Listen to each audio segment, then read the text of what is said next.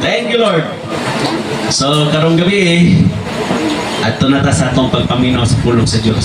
Amen. So, ang magwali, nalipay ko sa pagkaibalo na ko karon nga amwali. Ug ako nakita murag tibok adlaw ni ron nag-study. Ug nagibuhaton na Ginoo karon gabi. So, dili na ko lang ngayon kung tawagan si Brother Mark Balco.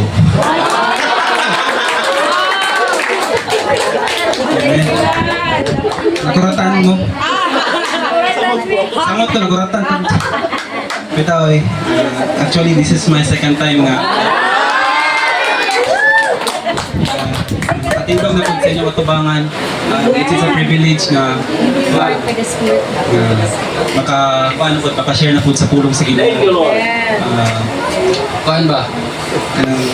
Sa pagpamuhat dira sa gingarian sa Dios kanang dili ko ibupugngan nga kanang atong ang mga kaaway gani nang daghang gina-offer nga kuan daghang gina-offer nga pangkalibutan nga butang nga mga material nga mga butang kay abi nimo makasatisfied na simuha karon magahiskot ta about akong gina-title is Only God Can Satisfy Us. Amen. Ang kalipay na ginahatag sa kalibutan is temporaryo lang.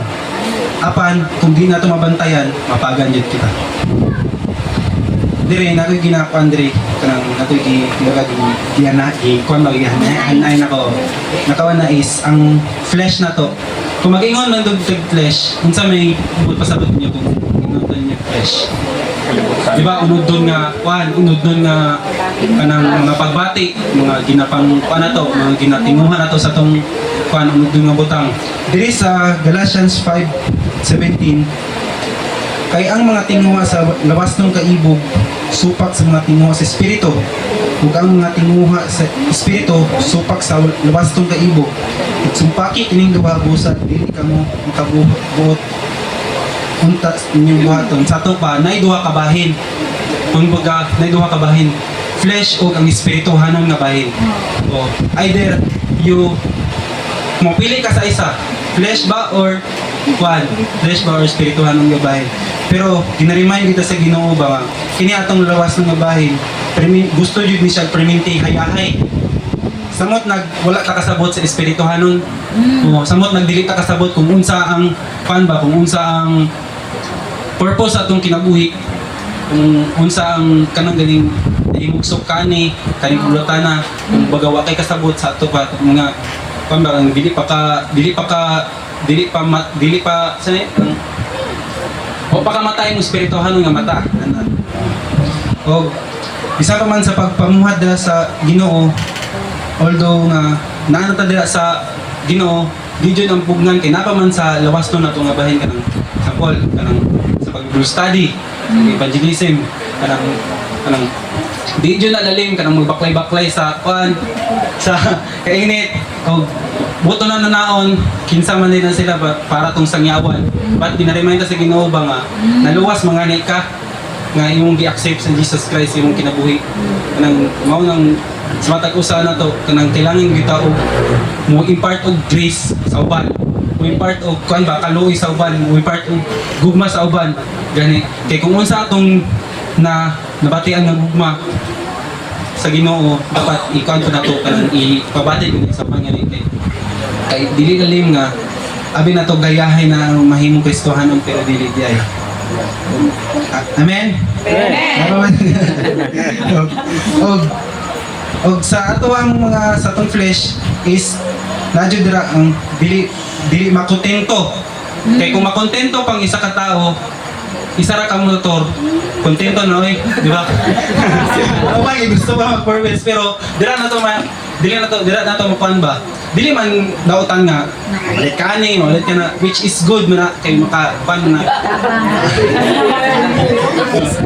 Good na. Kanang dira ko ginapakita sa Dios sa to ba nga kung giunsa ta pag kuan gani pag nay mga abundance sa atong gina-abundance daghang kitag blessing nga batunan pero dapat usay ba kaning mga panalangin nga sa Ginoo kung dili mo bantayan kanang kuan jud na kanang mao jud na yung mapagan matuingon kasi mapagan jud ka. Na jud na sa pagkuan time management, na jud na sa pagkuan sa pag choose nga right or wrong kabalo na magitana. Ako diri sa atong mga plano, kinsa may na mga plano diri, di ba? Di ba? Naman tayo mga plano sa atong kinabuhi. But kabalo naman gid ang Ginoo sa atong mga plano. Pero gusto lang niya ba nga i-commit nato siya ha. Ikuan ba i-submit nato siya kay kabalo bitaw kabalo si Lord nga nana to sa kasing-kasing. Nanay na sa ato ang kuan na una pan gusto si Lord ba nga na mo honor ta honor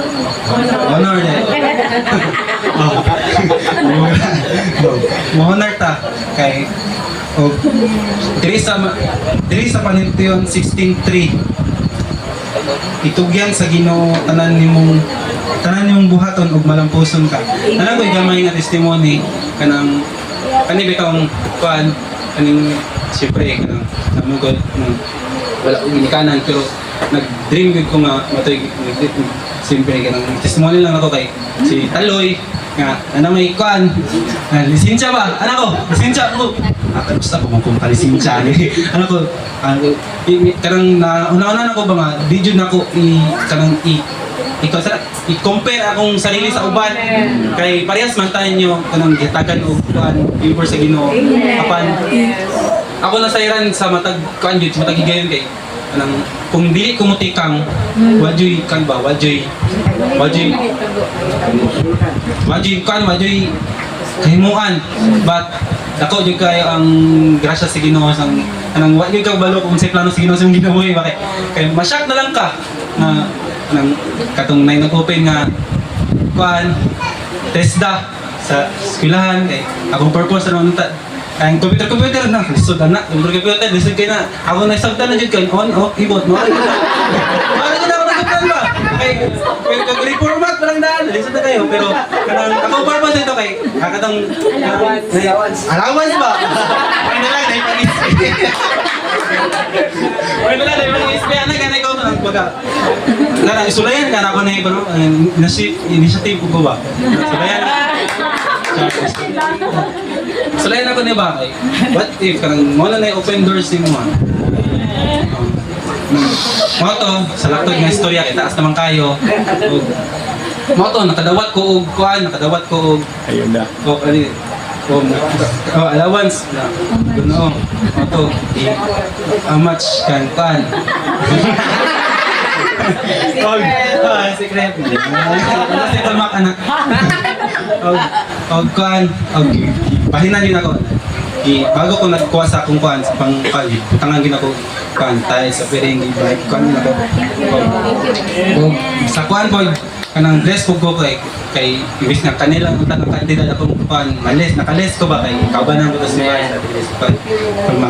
Manang gusto sa Ginoo ba nga kung unsa man ang plano sa tong kinabuhi kanang itugyan nato siya kay ngano man kay kung kita man gud magbuot-buot sa tong sarili ma-fail jud na wa jud tay laing kadagan kadangpan kay mubalik gyapon ta sa Ginoo mubalik gyapon ta sa tong step kay gusto sa Ginoo ba nga kung anak man nang pan ba nang kung anak ta niya ana gani kanang pan ka ba siya ba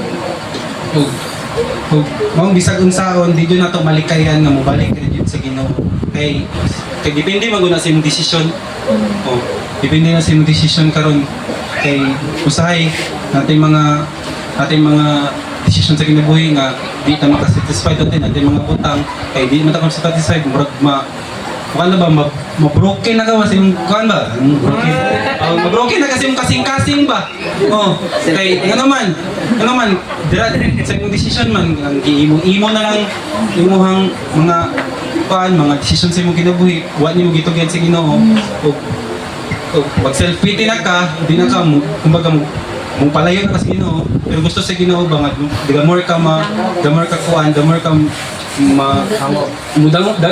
mudangop sa Ginoo gani kay siya man atong dalampanan o dira nato makaplagan ang unsa man nga kapag ka na to is ang tinuod nga gugma tinuod nga kalipay o kalinaw sa to pa kaning kalibutan nonan wajud ka naka-satisfied wajud na to ma-satisfied ang tinuod nga gugma kalipay.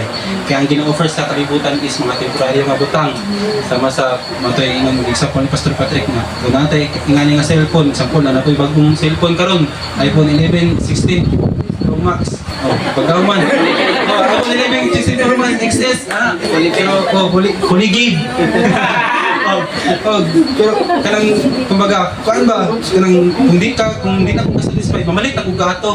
Pero apan ginatudluan kita sa Ginoo ba nga mahimo tang mahimo tang kuan ba kanang kontento sa tong kinabuhi kay kontento sa tong kinabuhi kay gusto sa Ginoo ba nga samtang maglakaw ta dira sa kuan sa pagiging Kristohanon kanang matudluan gani ta matudluan ta kanang kay atong kinabuhi man gud dili jud ni mahuman atong mga battles samtang kinabuhi ta dira sa kuan subay sa Ginoo na jud mga battles banto gani di na to kanang kaya jud di na to kaya ang mga battles sa tuwang kuan sa tuwang kasatag sa kung dili ta nag kuan ba dili ta nag battle sa flesh pero nag-battle sa mga espirituhanon no og naalang gid sa tuwa kung unsa tong muak kay kung dira ka lang sa pag-act nimo dapat nakikimuan kung espirituhanon baka nga muak or was nun. So, there is James 1:2. Consider it pure joy, my brothers and sisters, whenever actually paano ako nila share na kasi youth fellowship. Consider it pure joy, my brothers and sisters, whenever you face trials of many kinds. Sa mga trials atong kinabuhi, consider bata nga baka malipayon ba bata? Kay buto na naon sa mga trials, murag dili na kita malipayon na ba? Well, pero kung natay Ginoo sa tong kinabuhi, kung masabtan nato ba, either Lord, kung will ba jud dinimo, kung kuan ba jud dinimo, na ba? Makadangop ka sa Ginoo ba nga, Lord, salamat Lord sa mga trials sa akong kinabuhi. Kay na madaugon jud ko kay kuan ba kanang bisang daghan kayo nahimo kong nagbarog gyapon ko sa tubangan kuan gyapon ko sige na nagbarog tayon sorry kuan sa panahon sa trials yung kinabuhi kanang kabalo kong nadyoy kuan nadyoy kaguol o dili dita nan may gamay nga kuan kalipay pero kung gusto niyo kuan 100% nga kalipay kanang buduol jud ka sa Ginoo kay namin gitag sa tagsa nga level sa tong kinabuhi gud kanang dili kay kuan dili kay nanira ko nang batanon pa ko nang kanira kong problema pero dili ko pwede nga kanang akong problema inyong problemahon pero dahil pero tagsa nga ta problema ba o anak na problema kanang di ko na sa Ginoo pero kanang makaya ra gyud nato overcome ra gyud nato kay dili man mo matagang Ginoo problema mo dili nato mo overcome og diri sa Psalm 16:11 gitultulan mo ako sa dalan paingon sa kinabuhi ang imong presensya nagahatag kanako tumang kalipay ug nagdalag katagbawa hangtod sa kanturan. Sa ato pa, ang Ginoo jud nagatultol sa tuwa. Nagakumaga na ta sa kuan ba? Nanata sa saktong dalan gani sa kuan sa right path ana nalangit sa tuwa kung muikyas ba baka kay kumbaga sa illustrate na nako kumbaga ang Ginoo mo atong driver gani. Kay kung nata sa sakinan, example atong kinabuhi nata sa sakinan ana gani kung mahawa ka sa sakinan disgrasya di ka ana pero nagpanid ang Ginoo ba nga siya jud mo bando sa atong kinabuhi makita nato nga tumang kalipay nato pa sa mga kalipay na ning kalibutan na wajoy katagbawan kundi ang kalipay jud nalang gid sa Ginoo mabato na nato nga wala na jud sa kahangturan amen Sa Dios lamang nato makapalagan ang tinuod nga tagbawan. Usahay pagsik pa ba jud ta sa uban. Kanang sige na tog sik ba nga diri na to ginagugil atong oras, diri na to itong kusog o diba na kusog o oras time o unsa pa man o emotion o emotion o dili lang sa mga kumbaga napaga na ta na ba wala to nabantayan nga nagkaliso na data gusto sa Ginoo ba nga mo rely ganito siya ha o that's why serving God is not easy. Abi na to sayon ra kaayo pero mahimong sayon kapag kauban nimong Ginoo. Amen. Kanang sa akong testimony is kanang di jud lalim kanang kuan jud salamat po sa Ginoo kay naigid ang Ginoo nagauban kanang kanunay o nang bisan sa life is hard but God is good jud kanang sa Ginoo kay kuan